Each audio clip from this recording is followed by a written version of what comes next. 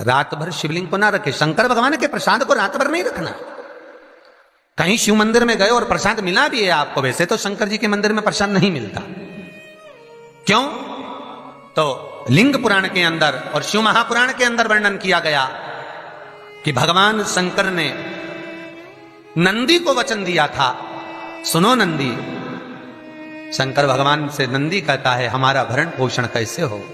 शंकर भगवान कहते हैं नंदी मेरे शिवलिंग पर यदि, कई लोगों को थोड़ा ध्यान दीजिएगा, है बहुत कथा पर बहुत ध्यान देना। शिव महापुराण की कथा है, बार बार ऐसी कथा नहीं मिल सकती आपको। सुनोगे आप अपनी जगह पर, बहुत वक्ता हैं, बहुत प्रेम से बांचते हैं, पर जो कथा रस तत्व से आपको मिल जाए उसको ले लीजिए महाराज। कोई वस्तु, कोई भोजन आप बनाकर लेकर गए हो, कोई पकवान आप बनाकर लेकर गए हो, कोई फल लेकर गए हो, यदि शिवलिंग पर वो पकवान, वो मिठाई, वो फल टच हो गया तो वो खाने के योग्य नहीं रहता। वो घर पर लेकर मत आना, मंदिर में ही छोड़कर। यदि भोजन, पकवान, मिठाई, शिवलिंग यहां पर है और भोजन का भोग तुमने इतनी दूर से लगाया है, फल इतनी दूर रखा है, वो शिवलिंग पर टच नहीं करा गया है, तो उस प्रसाद को, उस फल को आप पा सकते हो, उसको खा सकते हो। पर जो शिवलिंग पर टच हो गया फिर वो केवल नंदी, श्रृंगी, भृंगी, प्रेतों का, भूतों का, आहूतों का भाग होता है।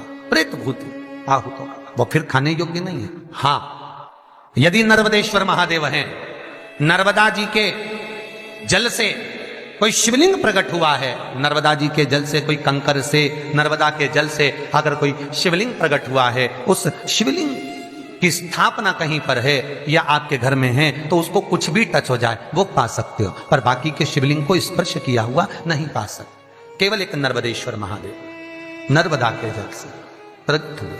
कई लोग पूछते हैं ये सांप है कौन, ये सर्प है कौन, तो उसको बताओ ये भगवान शंकर के गले में जो एक सांप पड़ा हुआ है ये भगवान विष्णु हैं। और शंकर भगवान के सिर पर जो जटा में सांप दिखता है, वो हाथ में सांप बंधे रहते हैं, वो दो हाथों में, कमर पर, सिर पर, केशों पर जो सांप 5 नजर आते हैं वो, तो बताओ ये शंकर भगवान की 5 लड़कियां हैं, जया, विषहरा, शामली बारी, दो तली और देव। ये 5 लड़कियां भगवान शंकर के इर्द गिर्द घूमती हैं, आस पास भ्रमण करती हैं सभी। ये शिव की बेटियां भगवान शंकर के साथ भ्रमण करती हैं।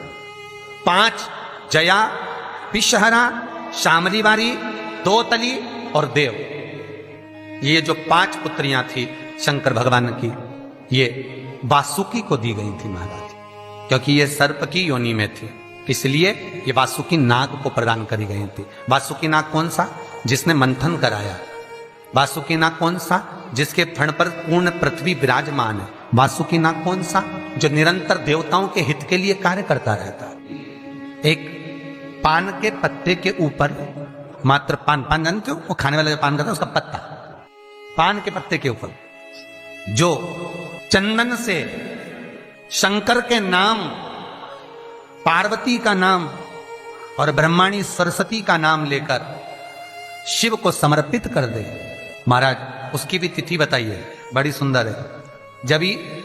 जब रवि का पुष्य योग पड़े, रवि पुष्य नक्षत्र हो, रवि का पुष्य योग पड़े, उस समय पान के पत्ते पर चंदन से शंकर, पार्वती और सरस्वती का स्मरण कर कर जो शिवलिंग के ऊपर उस पान के पत्ते को चढ़ाकर 5 बेलपत्र, 3 समी पत्र समर्पित कर देते हैं, उस बच्चे से चढ़वा देते हैं, वो बच्चा कभी पढ़ने में कमजोर नहीं होता, विद्या में बढ़ता ही बढ़ता है।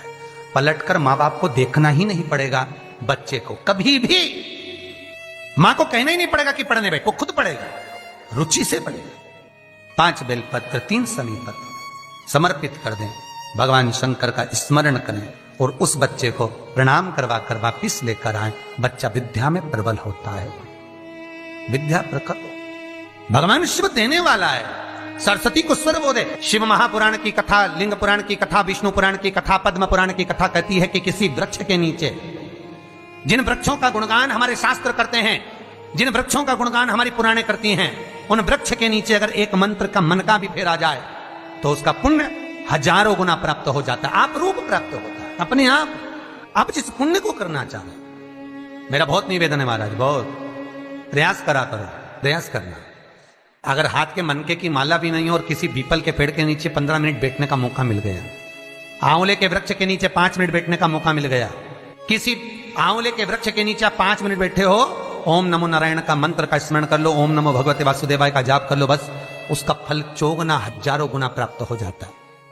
शमी के पेड़ के नीचे बैठे हो, श्री शिवाय नमस्तुभ्यम का जाप करिए, 4 गुना फल मिलेगा, 1000 गुना फल। बेलपत्री के पेड़ के नीचे गए हो, ओम नमः शिवाय ओम का जाप करिए, फल मिलेगा। उस फल को हमें पाना है। कई लोग कहते हैं महाराज हम पूजन बहुत करते हैं, हम पाठ करते हैं, हम अर्चना करते हैं, हम व्रत रखते हैं, हम उपासना करते हैं, हम दान करते हैं, हम पुण्य करते हैं, हम सत्कर्म करते हैं, उसके बाद भी दुख क्यों है? हम पूजन तो कर रहे हैं।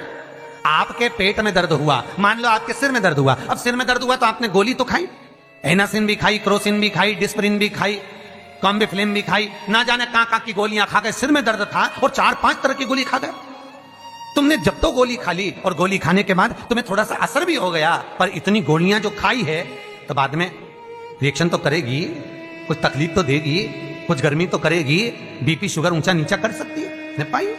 उसी तरह मंत्र, माला, पाठ, जप, अनुष्ठान फल कब देते हैं और फल कब नहीं देते, ये शिव महापुराण की उमा संहिता कह रही है। शिव महापुराण का उमा खंड, पार्वती खंड को अच्छे से पढ़िए तो उसमें बताया है, उसमें वर्णन किया। हम पाठ करने बैठे, इतनी बड़ी पोथी लेके लोग बैठ जाते हैं, पहले राम रक्षा स्तोत्र पढ़ लिए, फिर ये पढ़ लिए, गीता जी का अध्याय पढ़ लिया, ये पढ़ लिया, ये चालीसा, दुर्गा चालीसा, शिव चालीसा, तांडव, ये मंत्र जप लो, वो मंत्र जप लो, फिर कोई महाराज बता गया वो मंत्र जप लो, फिर कोई महाराज बता गया वो मंत्र जप लो, ये वाला देवता ला के अलमारी में रख लो। इतनी बड़ी पूजन की अलमारी, बस इतनी बड़ी, ज्यादा से ज्यादा होगी तो इतना बड़ा पूजन का घर, कमरा, उसमें इतना सारा देवता। रामेश्वर गई तो उनको ले आई, जगन्नाथ जी गई तो उनको ले आई, द्वारका गई तो उनको ले आई, वृंदावन गई तो उनको ले आई, महाकालेश्वर गई तो उनको ले आई, सारा देवी देवता वहीं बैठा, पितृदेव, ये देव, कुल देवी, शंख देव, घंटी देव, दिया देव, सब उसी में, गणेश जी, शंकर जी, हनुमान जी, राम जी, सब भरा पड़ा। और पूजन करने सुबह से आई, सुबह से इतनी सी शक्कर लाई कटोरी में, इतनी सी शक्कर कटोरी में, भगवान को नहला धुला के कटोरी धर दी। इतनी बड़ी अलमारी में सारा देवता ऐसा कसा कसाया बैठा है, सारा देव। तीर्थ करने फिर गई तो गणेश जी शंकर भगवान से बोले पिताजी फिर जा रही है। शंकर भगवान बोले बेटा खसक के बैठो, फिर पकड़ के लाएगी किसी के बैठ, फिर लाएगी किसी, फिर ले आई, फिर रख दिया। पूजन करने आई, कलश रख दिया, मंदिर में ही ढुल गया, भगवान पूरा गीला हो गया। गणेश जी शंकर जी से बोले पिताजी पूरा गीला करके चली गई। शंकर भगवान बोले बेटा तो कल ही आएगी, दिया लगा के गई तो गीले में बैठो, अब नहीं आने वाली।